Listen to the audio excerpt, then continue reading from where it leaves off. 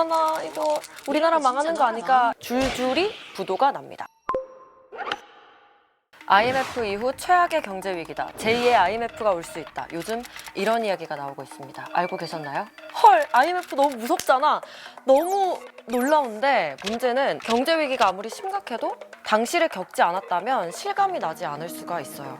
1997년 IMF 당시에도 그랬죠. 주가지수 폭락이라는 뉴스가 나와서 어머나 이거 우리나라 망하는 거 아니까 이렇게 생각을 해도 나중에 아따 우리나라가 망하기 뭘 망해 이렇게 넘겨버리기도 했습니다. 그럴 수밖에 없었던 게 당시에는 대학 졸업만 하면 바로 자기가 원하는 기업에 골라서 입사할 수 있을 정도로 취업도 잘 되고 경제도 좋고 기업도 승승장구했거든요. 하지만 이후의 경제 위기는 아주 심각했습니다. 오늘은 그래서 아니 IMF가 대체 뭐길래? 왜 IMF 얘기만 나오면 저렇게 벌벌 떠는지 그 IMF를 파헤치러 가보겠습니다.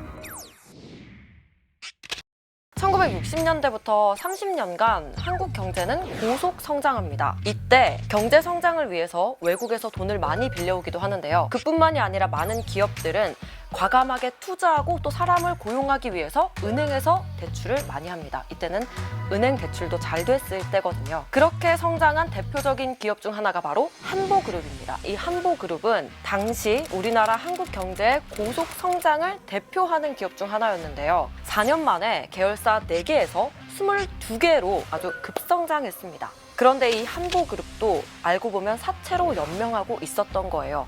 즉 은행 빚만 해도 5조 7천억이었고요. 알고 보니까 이 대출마저 불법 대출이었습니다. 위태위태하죠? 그렇게 더 이상 돈은 써야 하는데 대출은 받지 못하게 된 이 한보그룹은 1997년 1월 30일 재계 순위가 14위인 대기업임에도 불구하고 최종 부도 처리됩니다. 이게 바로 우리가 IMF라고 부르는 1997년 외환위기의 신호탄이었어요. 자, 이렇게 은행이 한보그룹에 정말 대출을 많이 해줬는데 한보그룹이 부도가 났네? 그럼 은행권에서는 어떨까요? 다른 기업에도 대출을 많이 해줬는데 이 대출금 회수하려고 하겠죠. 그리고 이걸 본 외국 투자기관들도 자금을 대규모 회수합니다. 어떻게 해요? 그렇게 한보그룹을 시작으로 삼립식품, 기아그룹, 혜태제과, 뉴코아그룹, 고려증권, 대우그룹 등 우리가 이름만 대면 알만한 기업들이 줄줄이 부도가 납니다.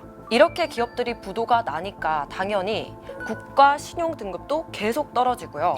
우리나라는 가진 돈보다 갚아야 할 돈이 훨씬 많은 국가 파산 위기에 직면합니다.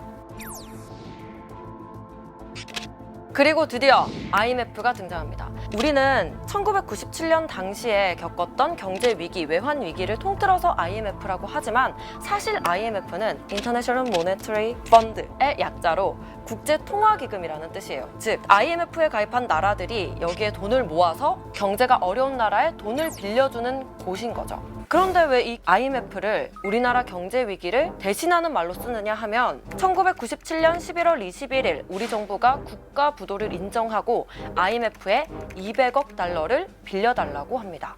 하지만 IMF가 그냥 돈을 빌려주진 않은 거죠. 구제금융을 해주는 대신에 대가가 있어야 했습니다. 그게 바로 아주 기업을 경제적으로 효율성 있게 운영하기 위한 구조조정이었어요. 그래서 IMF는 우리나라 기업들의 사업을 매각하라고 하고 인원을 감축하게 해서 결국 실업자가 많이 생겨나게 됩니다. 또 신규 고용은 하지 않고 정규직 직원들을 비정규직으로 전환해서 이들을 효율적으로 쓸 수 있게 하는 거죠. 그렇게 IMF의 요구가 있은 후 1998년 초에 매달 3,000개의 기업이 도산하고 또 하루 만에 10,000명의 실업자가 생겨나기도 합니다.